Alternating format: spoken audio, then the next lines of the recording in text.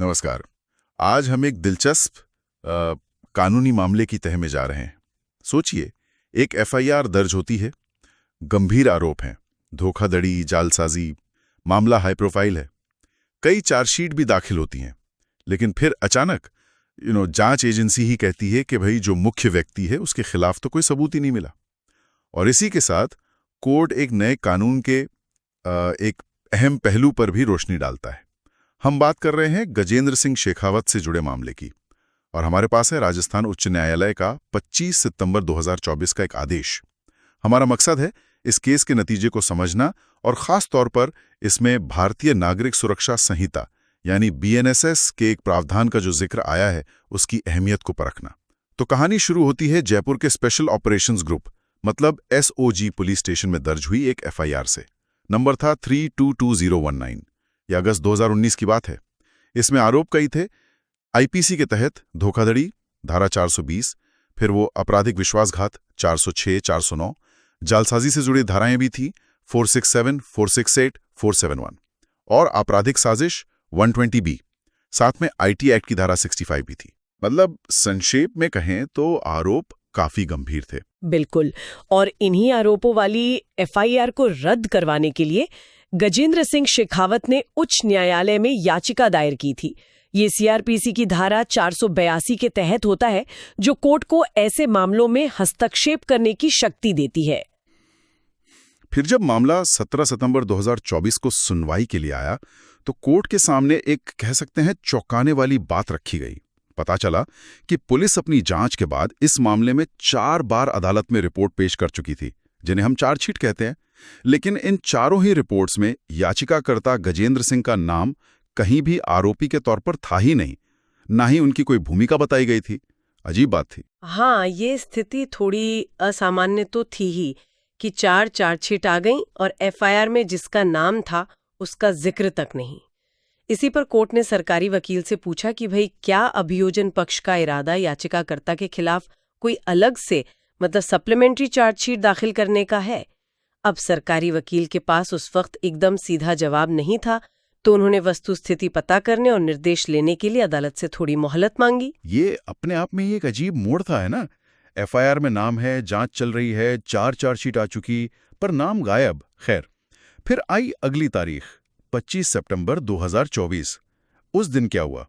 क्या सरकार ने अपना रुख साफ किया? जी, 25 सितंबर को राज्य सरकार की तरफ से एडिशनल एडवोकेट जनरल अदालत में पेश हुए।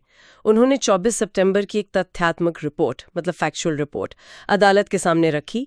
इस रिपोर्ट और जो उनको निर्देश मिले थे उसके आधार पर उन्होंने बहुत स्पष्ट रूप से कहा कि जांच में याचिकाकर्ता गजेंद्र सिंह शेखावत द्वारा कोई भी अपराध करना नहीं पाया गया है।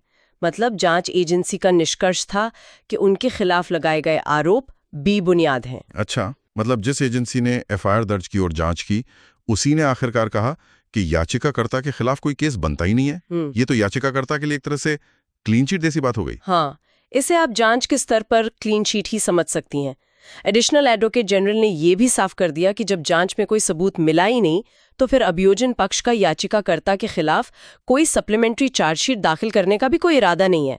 जाहिर है। तो जब सरकार ने ही कह दिया कि याचिकाकर्ता के खिलाफ कुछ मिला ही नहीं और ना ही आगे कोई चार्जशीट आएगी, तब कोर्ट ने इस पर क्या प्रतिक्रिया दी?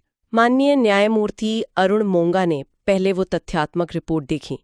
रिपोर्ट और एडिशनल एडवोकेट जनरल के बयान को सुनने के बाद कोर्ट ने उनके कथन से सहमति जताई। अदालत ने अपने आदेश में बाकायदा ये नोट किया कि जांच के निष्कर्षों के आधार पर याचिकाकर्ता पर किसी भी अपराध की जिम्मेदारी नहीं बनती है। तो फिर जो मूल याचिका थी एफआईआर रद्द करने की, उसका क्या हुआ? क्या कोर्ट ने एफआईआर रद्द करने का आदेश दिया? देखिए, यहीं पर एक प्रक्रियात्मक बारीकी है। कोर्ट ने कहा कि जब जांच में याचिकाकर्ता को दोषी ही नहीं पाया गया और सरकार ने भी कह दिया कि उनके खिलाफ कोई चार्जशीट नहीं आएगी, तो एफआईआर रद्द करने की मांग पर अलग से कोई आदेश देने की जरूरत ही नहीं रह जाती। याचिकाकर्ता को जो राहत चाहिए थी वो एक तरह से जांच के नतीजे और सरकार के बयान से ही मिल गई।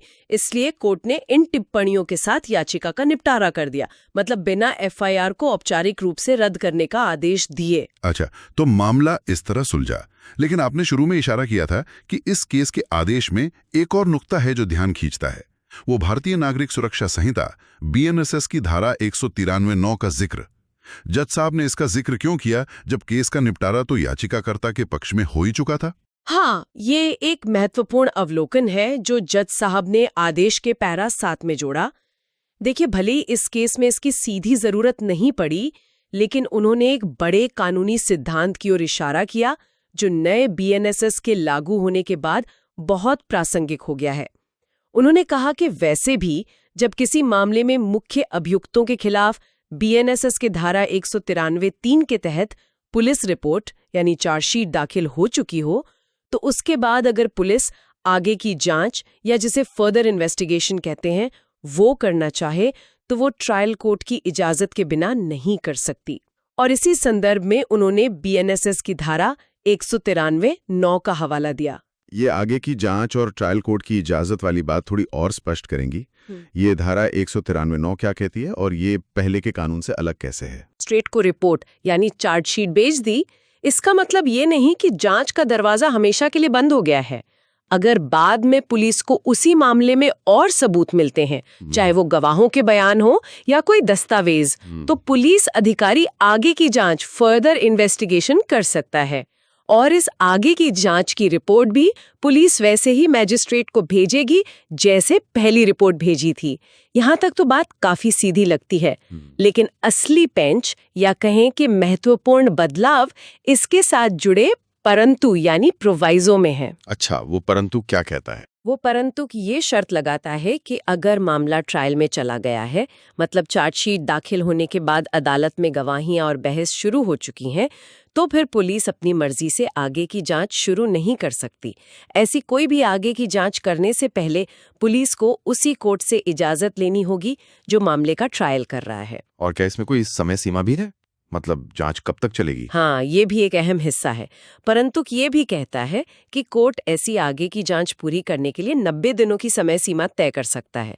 हालांकि अगर कोर्ट को लगता है कि विशेष कारणों से और समय चाहिए, तो वो इस अवधि को बढ़ा भी सकता है। तो इसका मतलब ये हुआ कि एक बार मामला अदालत के विचाराधीन आ गया और ट्रायल शुरू हो गया, तो जांच एजेंसी की शक्तियां एक तरह से सीमित हो जाती हैं। हाँ, वो बिना अदालत की अनुमति और निगरानी के जांच को आगे नहीं बढ़ा सकती। ये तो जांच प्रक्रिया पर एक बड़ा न्यायिक नियंत्रण हुआ। बिल्कुल सही समझा आपने।